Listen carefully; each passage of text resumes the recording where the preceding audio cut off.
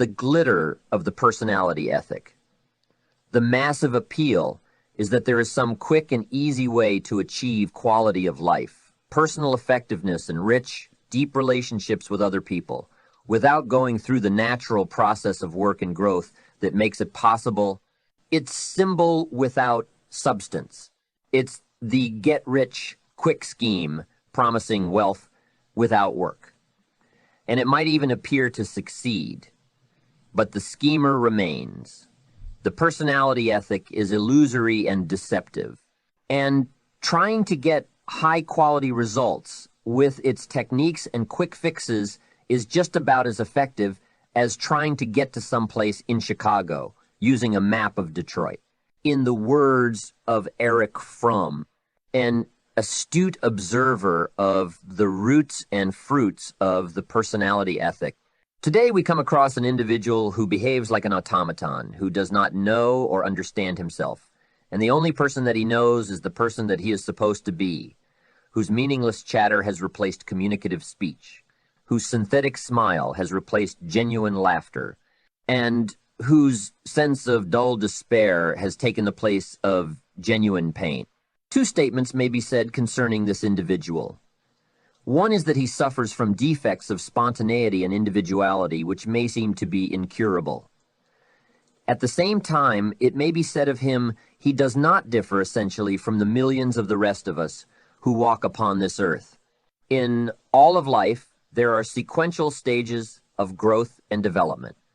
A child learns to turn over, to sit up, to crawl, and then to walk and run. Each step is important, and each one takes time. No step can be skipped. This is true in all phases of life, in all areas of development, whether it be learning to play the piano or communicate effectively with a working associate. It is true with individuals, with marriages, with families, and with organizations. We know and accept this fact or principle of process in the area of physical things, but to understand it in emotional areas, in human relations, and even in the area of personal character is less common and more difficult. And even if we understand it, to accept it and to live in harmony with it are even less common and more difficult. Consequently, we sometimes look for a shortcut, expecting to be able to skip some of these vital steps in order to save time and effort and still reap the desired result. But what happens when we attempt to shortcut a natural process in our growth and development? If you are only an average tennis player but decide to play at a higher level in order to make a better impression, what will result? Would positive thinking alone enable you to compete effectively against a professional? What if you were to lead your friends to believe you could play the piano at concert hall level while your actual present skill was that of a beginner? The answers are obvious. It is simply impossible to violate, ignore, or shortcut this development process. It is contrary to nature, and attempting to seek such a shortcut only results in disappointment and frustration. On a 10-point scale, if I am at level 2 in any field and desire to move to level 5, I must first take the step toward level 3. A 1,000-mile journey begins with the first step and can only be taken on step at a time. If you don't let a teacher know what level you are by asking a question or revealing your ignorance, you will not learn or grow. You cannot pretend for long, for you will eventually be found out. Admission of ignorance is often the first step in our education. Thoreau taught, how can we remember our ignorance, which our growth requires when we are using our knowledge all of the time? I recall one occasion when two young women, daughters of a friend of mine, came to me tearfully, complaining about their father's harshness and lack of understanding. They were afraid to open up with their parents for fear of the consequences. And yet they desperately needed their parents' love, understanding, and guidance. I talked with the father and found that he was intellectually aware of what was happening. But while he admitted he had a temper problem, he refused to take responsibility for it and to honestly accept the fact that his emotional development level was low. It was more than his pride could swallow to take the first step toward change. To relate effectively with a wife, a husband, children, friends, or working associates, we must learn to listen. and this requires emotional strength. Listening involves patience, openness, and the desire to understand highly developed qualities of character.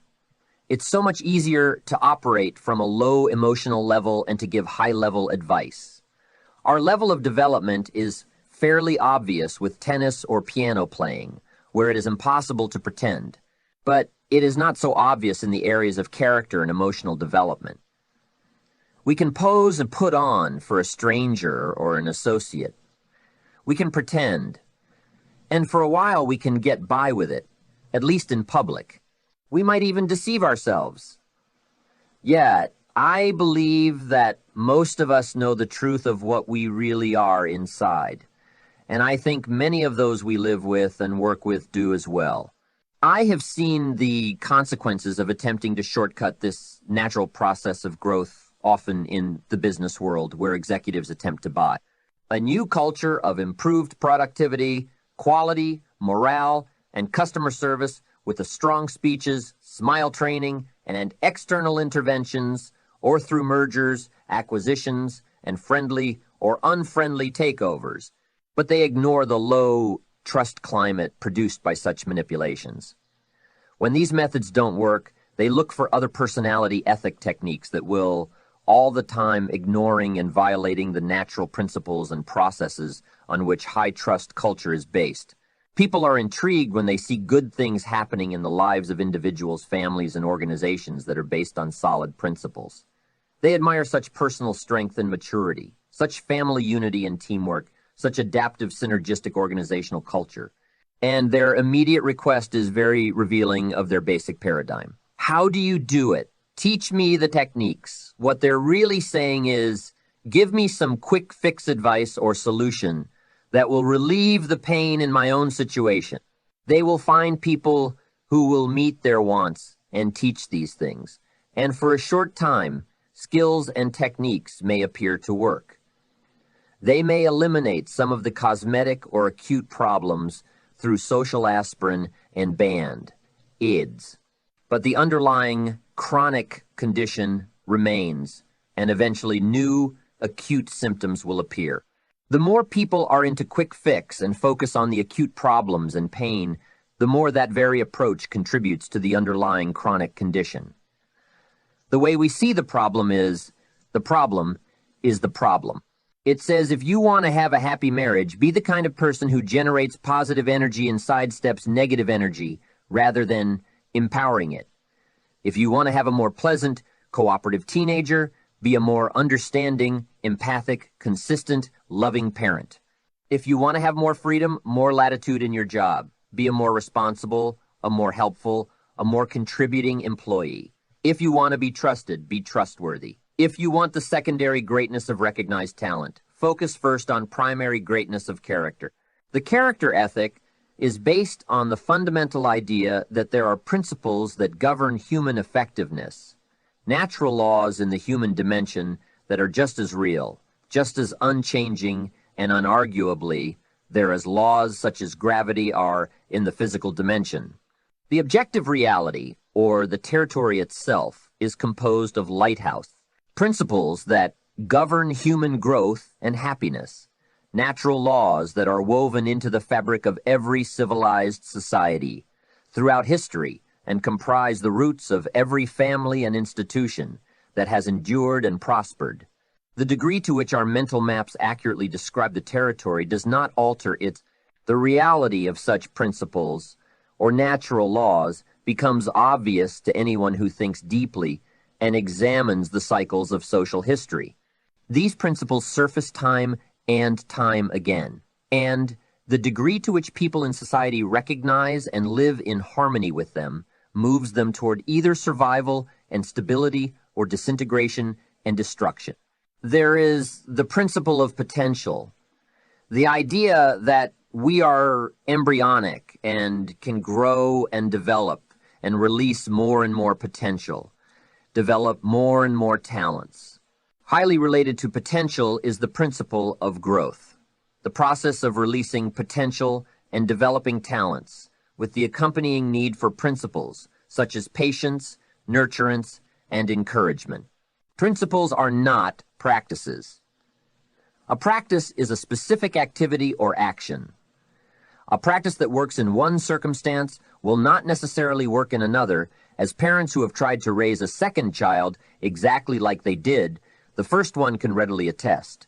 While practices are situationally specific, principles are deep, fundamental truths that have universal application. They apply to individuals, to marriages, to families, to private and public organizations of every kind.